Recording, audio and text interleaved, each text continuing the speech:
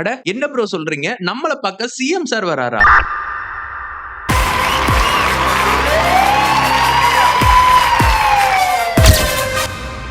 ஒரு புது நாள். சென்னையில இருந்து பாரதி பேசுறேன். இந்த சென்னை பயணம் நான் நினைச்ச மாதிரி போகுமா? இல்ல வேற மாதிரி ஒரு கதையா இருக்குமான்றத வாங்க பார்க்கலாம். நைட்டு ட்ரெயின் டிராவலுக்கு அப்புறம் காலையில சென்னைக்கு வந்துட்டேன். அடுத்த சில மணி நேரம் எப்படி போக போகுதுன்னே தெரியாம ஜேர்னியை ஸ்டார்ட் பண்ணிருக்கேன். இது என்னுடைய ஃபர்ஸ்ட் சென்னை மெட்ரோ எக்ஸ்பீரியன்ஸ். எந்த வழியில போகணும், எந்த ட்ரெயின்ல ஏறணும் எல்லாமே புதுசு. ஆனா அந்த புதுசுல ஒரு தனி சந்தோஷம் இருக்கு. இந்த ஜேர்னில என்ன ப்ராப்பரா கைட் பண்ணது என்னோட 10th ஸ்டாண்டர்ட் ஃப்ரெண்ட் மோனிகா. அப்போ நாங்க பெரிய ஃப்ரெண்ட்ஸ் எல்லாம் கிடையாது. ஆனா இப்போ சென்னைக்கு வரேன்னு தெரிஞ்சது ஒவ்வொரு விஷயத்திலயும் ஹெல்ப் பண்ணிருக்கா. சில நேரத்துல எதிர்பாராத மனிதர்கள் தான் அதிகமா உதவி பண்ணுவாங்க.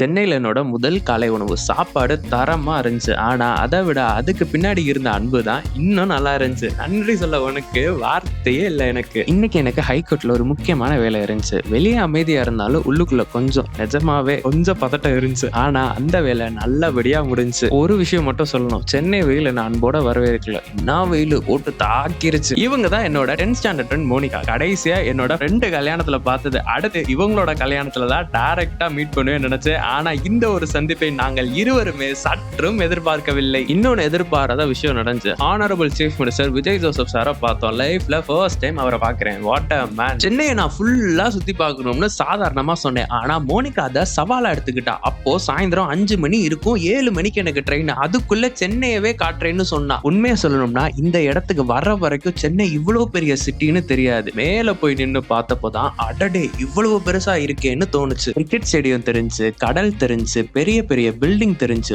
ஒரு நிமிஷத்துக்கு நான் சும்மா நின்று பார்த்துக்கிட்டே இருந்தேன். சில கண்கொள்ளா காட்சியை ரசிக்க மட்டும்தான் முடியுமே தவிர வார்த்தையால வர்ணிக்கவே முடியாது. அதுக்கப்புறம் இன்னும் சில இடம், சாந்தம் சர்ச், சென்னையோட ரோடு, மக்கள், சிறப்பான தரமான ஒரு பயணமா இருந்தது. எல்லாமே வேகமா போய் இருந்துச்சு. இன்னைக்கு காலையில தான் சென்னைக்கு வந்தேன். இப்போ திரும்ப ஜங்ஷன் நோக்கி போயிட்டு இருக்கேன். ஒரே நாள்ல இவ்வளவு நடக்கும்னு நான் சொப்பனத்தையும் கண்டதெல்லாம் சாரே.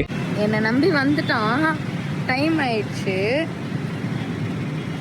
7 மணி ட்ரெயினுக்கு 6 வரைக்கும் நாங்கள் இன்னும் டிராஃபிக்ல மாட்டிட்டு இருக்கோம். இவ்வளவு நேரம் என்னை சென்னையை சுத்தி காட்டினதுக்கு ரொம்ப நன்றி. இன்னும் கொஞ்சம் மாசத்துல கல்யாணம் வேற, அதனால இப்பவே வாழ்த்துறேன். Advance happy married life. சென்னைக்கு வந்த வேலை நல்லபடியா முடிஞ்சு சென்னையும் கொஞ்சம் சுத்தி பார்த்தாச்சு. இப்போ திரும்ப மதுரைக்கு கிளம்புறேன். நிறைய மெமரிஸ் இருக்கு, அதை தரமா பிளாகும் பண்ணிருக்கேன். அதை எல்லாம் எடிட் பண்ணி இப்போ உங்ககிட்ட கொண்டு வந்திருக்கேன். இந்த புது நாள் உங்களுக்கு பிடிச்சிருந்தா ஒரு லைக் பண்ணிட்டு போங்க. இன்னும் நிறைய புது நாள்ல சந்திக்கணும்னா சப்ஸ்கிரைப் பண்ணிக்கோங்க. நான் பாரதி, அடுத்த புது நாள்ல சந்திப்போம்.